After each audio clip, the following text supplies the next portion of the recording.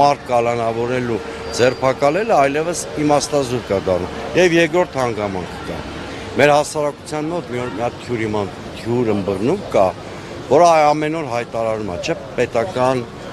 պրոպագանդան, որ այս բանը վերցին պարոն Ծառուկյանից, Արա ցեմենտը անցավ, չգիտեմ, պետական կառավարման կամ։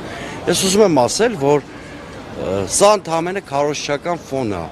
Այդ ունե զրկում այդքան հեշտ process չի, ինչքան իշխանության նյութերը սպառող միամիտ զանգվածները ենթադրում են։ Թող բոլորը վստահ լինեն, որ Նիկոլ Փաշինյանի իշխանությունը անցողիկ է, ոչ մեկ չի չեղարկել միջազգային գործիքակազմը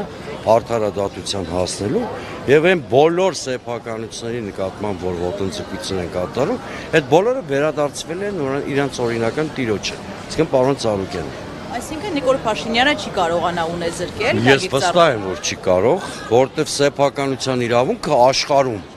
ամենաանձրմխելի իրավունքներից մեկն է։ Դրանով է որոշվում երկիրը, նաև դրանով 3-4 հատկանիշ կա,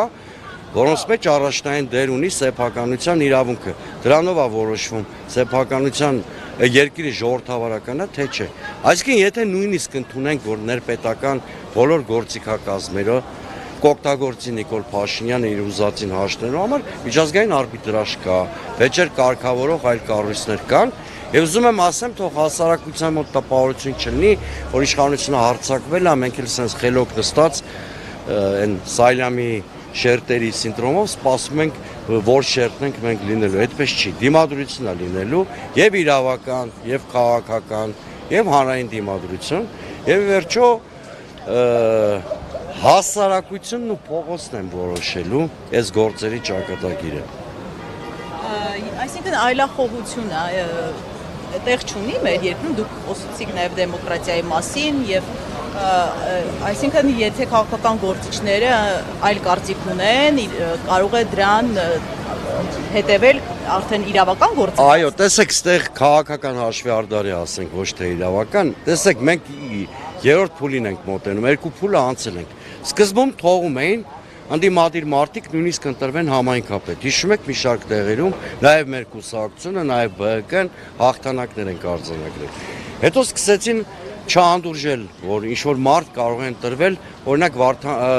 Մամիկոն Ասլանյանի դեպքը եղավ, օրինակ Վարդան Ղուկասյանի դեպքը եղավ։ Հետո անցանք երկրորդ փուլի, արդեն քրեորեն հետապնդելի դարձավ քաղաքական հայտ ներկայացնելը։ Ինչպես եղավ Սամվել Կարապետյանի դեպքում, Գագիկ Ծառուկյանի դեպքում, էլի դեպքեր անշուշտ կարող են հիշել։ Հիմա մենք անցնում ենք երրորդ փուլին, եթե սա հանդուրժենք։ Երրորդ փուլը ասեմ որն է։ Ցանկացած այլակարծություն պատժվելու է։ Այսինքն ես բան եմ ասում, կարևոր չի իմ քաղաքական պատկանելիությունը, որը չի տեղավորվում իշխանության ասենք սենց ասենք Ենոքավանյան գաղափարախոսության շրջանակում, ուրեմն ես պիտի թիրախավորվեմ։ Բայց կգա մի հատ փուլ, որտեղ փորձեն ուղիղ եթերներից մարդ կալանավորել։ Այդ տեսարանները սովորական ժողովուրդ այլևս չի սպառում։ Օրինակ տեսեք, երբ որ 2018 թվին Տուշոնկա շոուն սարքում էին գեներալի հետ կապված հայտնի։ Այդ ժամանակ հələ շատ բարձր էր Նիկոլ Փաշինյանի վարկանիշը, այդ շոուն սպառվեց, հասարակությանը դուր էր գալի։ Օրինակ այն տգեղ տեսարանը, որ պարոն Ծառուկյանի տունը բեմականացրին, դա շատ տգեղ տեսարան էր եւ հասարակությունը զզվանքով ընդունեց, ու տեսակ ինչ կոնսոլիդացիա եղավ պարոն Ծառուկյանի շուրջ, նույնիսկ այն մարդկանց կողմից, ովքեր ասենք քաղաքական առումով մեզանից ոչ մեկի դիրքորոշումները չեն կիսում։ Բայց մարդիկ կային, չէ, հայտնի մտավորականներ, որ երբեք իրենց քաղաքական առումով մեր հետ չեն կարող ապելացնել, բայց արձագանքեցին։ Հիմա, այսինքն, բայց ինչի համար են այդ տեսարանները, չկարծեք Նիկոլ Փաշինյանը այնքան միամիտ չի հասկանում, որպեսզի ահաբեկեն հասարակությանը։ Մարդը վախենա տեսակետ այդի, դե շարքային մի մարդ իր տանը նստած, մտածում է, եթե Ծառուկյանի պես հեղինակավոր կամ ազդեցիկ մարդու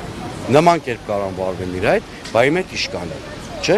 այս բանը կա։ Դրա համար հիմա ընդդիմության գերխնդիրը վախի մթնոլորտը հաղթահարելն է։ Հենց այդ հարցը լուծեցինք, հավատացած եղեք, մի շարք հարցեր ինքնաբերաբար կլուծվեն։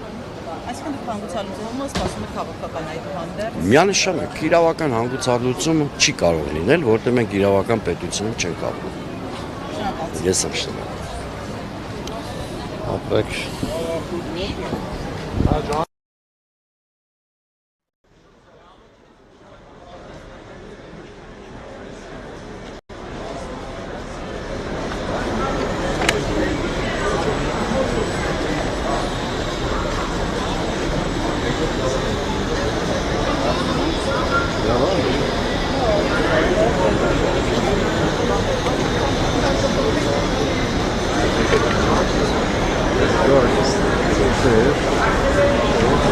շատ շնորհակալ։